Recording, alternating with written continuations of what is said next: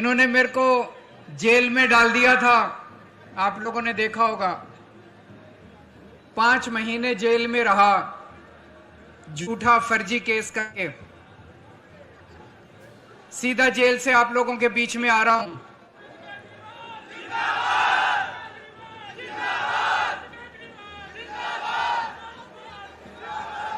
इन्होंने बड़ी कोशिश करी जेल में मेरे को तोड़ने की, तरह तरह से इन्होंने यातनाएं दी। इनका मकसद था किसी भी तरह से केजरीवाल को झुका दो। केजरीवाल जो सामान्य मुजरिम होते हैं उनको जो सुविधाएं मिलती हैं जेल में वो भी नहीं दी गई। कई दिनों तक तो मेरी दवाई बंद कर दी इन्होंने। पता नहीं क्या करना चाहते थे मेरे साथ। ये मेरे को तोड़ना चाहते थे, लेकिन इनको ये नहीं पता मैं हरियाणा का हूं। मेरी रगों में हरियाणा का खून दौड़ रहा है। तुम किसी को भी तोड़ सकते हो, हरियाणा वाले को नहीं तोड़ सकते। और इन्होंने जो कुछ भी करा मेरे साथ, हरियाणा का बच्चा बच्चा उसका बदला लेगा। लेगा कि नहीं लेगा? इन्होंने मेरे को जेल भेजा, अब हरियाणा वाले इनको हरियाणा से बाहर भेजेंगे। दोस्तों, पूरा हरियाणा इस टाइम बदलाव चाह रहा है। पूरा हरियाणा, जहां जाओ पता चलता है कि लोग इनको गांव में नहीं घुसने दे रहे, गली में नहीं घुसने दे रहे, है कि नहीं है? गली में नहीं घुसने दे रहे। पूरा हरियाणा बदलाव चाह रहा है इस टाइम। और अभी तक हरियाणा में क्या था? पार्टी इससे नाराज होगा इसको वोट दे दिया, इससे नाराज होगा इसको वोट दे दिया। इस बार आपके सामने ईमानदार पार्टी आई है। इस बार ईमानदार पार्टी आई है। जब मैं जेल में था, इन्होंने बहुत कोशिश करी हमारे एमएलए खरीदने की। इन्होंने कहा दिल्ली के एमएलए खरीद लेंगे, दिल्ली सरकार तोड़ देंगे, पंजाब की सरकार गिरा देंगे। एक एमएलए नहीं टूटा हमारा, एक एमएलए नहीं तोड़ पाए। एमएलए तो छोड़ो, एक कार्यकर्ता नहीं तोड़ पाए ये हमारा। इतनी कट्टर ईमानदार पार्टी है, इतनी कट्टर ईमानदार पार्टी है। मैं अभी जेल से लौटा, मैं चाहता बड़ी आराम से मुख्यमंत्री की कुर्सी पे बैठ सकता था, पर मैंने कहा नहीं।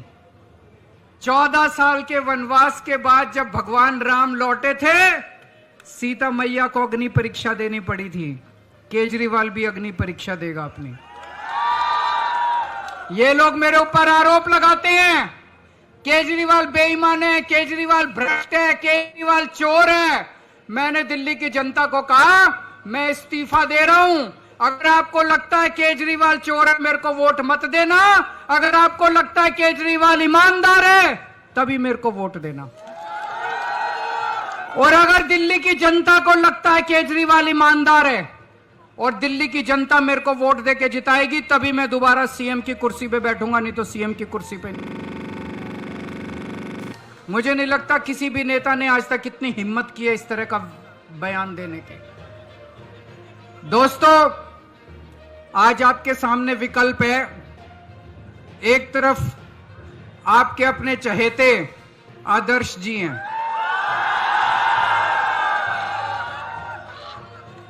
आदर्श पाल जी हैं एक तरफ। 24 घंटे आप लोगों के बीच में रहते हैं, सुख दुख में काम आते हैं। सब लोग जानते हो आप लोग इनको, आपके चहेते, आपके भाई, आपका बेटा। और दूसरी तरफ